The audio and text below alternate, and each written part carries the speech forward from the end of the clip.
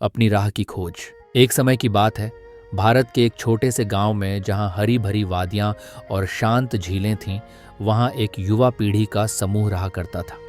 ये सभी युवा जिंदगी के अर्थ और स्वयं की खोज में थे। उनमें से अधिकांश ने सुना था बौद्ध धर्म के उस प्रमुख सिद्धांत के बारे में जो यह कहता है कि हर व्यक्ति को अपनी अनोखी राह खोजनी चाहिए, जिससे वह प्रबुद्धता की ओर अग्रसर हो सके। इस समूह में एक युवा लड़की थी जिसका नाम आर्या था।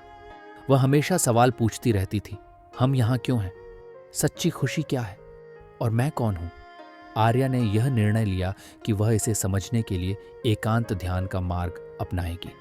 आर्या ने एक शांत जगह चुनी और ध्यान का प्रारंभ किया, जिसमें उसने पहले सिर्फ अपने सांसों को दिखाना शुरू किया।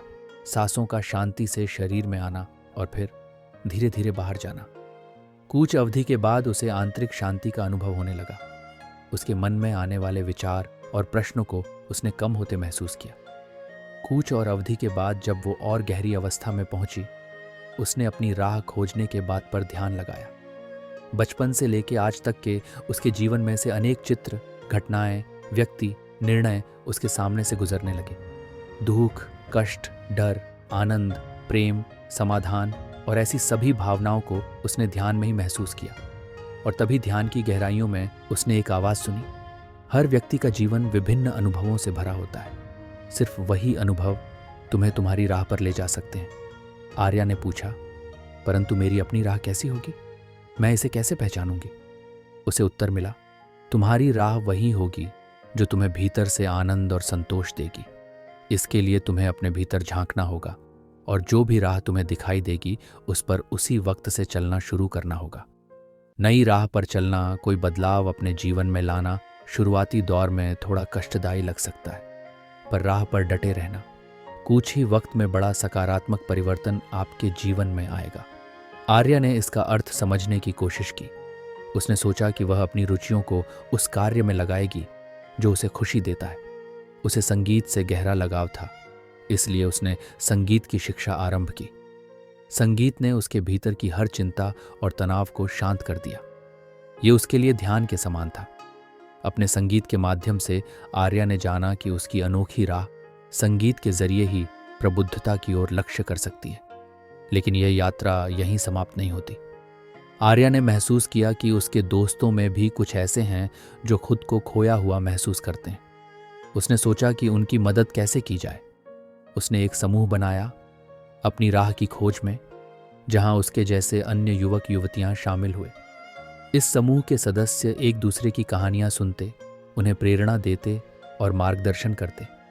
एक दिन समूह की बैठक में एक युवा ने अपने जीवन की कहानी साझा की। उसने बताया कि उसका परिवार उससे हमेशा डॉक्टर बनने की उम्मीद रखता था, लेकिन उसका मन हमेशा चित्रकारी की ओर दौड़ता था। समूह ने उसे यह सोचने पर प्रेरित किया कि वह अपनी खुशी के लिए क्या कर सकता है। आखिरकार उसने साहस जुटाया और चित्रकारी में ही करियर बनाने का निर्णय लिया। इस प्रक्रिया के दौरान आर्या और उसके दोस्तों को यह एहसास हुआ कि सच्ची प्रबुद्धता संतोष और आंतरिक शांति से आती है। हर व्यक्ति का सफर उसे अपने भीतर झांकने, अपनी रुचियों को पहचानने और अपने आप को समझने से शुरू होता है। आर्या ने सीखा कि जब हम अपनी विशिष्टता को अपनाते हैं और अपनी राह को पहचानते हैं, तभी हम वास्तव में प्रबुद्ध बन सकते हैं। इससे उन्होंने समझा कि हर व्यक्ति का जीवन उसकी व्यक्तिगत ज़रूरतों और अनुभवों से संचालित होता है। ये एक सतत चलने वाली यात्रा है, जिसमें हम अपने गंतव्य की खोज नहीं बल्कि सफ़र को अलंकृत करते हैं। आर्या और उसकी टीम ने गांव के विभिन्न हिस्सों में कार्यशालाएं आयोजित की, जहां उन्होंने उनके जैसे युवाओं को इस बात के लिए प्रोत्साहित किया कि वे भी अपनी स्वयं की राह खोजें। उन्होंने यह प्रचारित किया कि कोई एक मार्ग सबके लिए सही नहीं हो सकता। ये कहानी सभी के लिए एक प्रेरणा बन गई, जो यह समझना चाहते हैं कि शांति और खुशी का असली स्रोत स्वयं की खोज और स्वीकृति में है।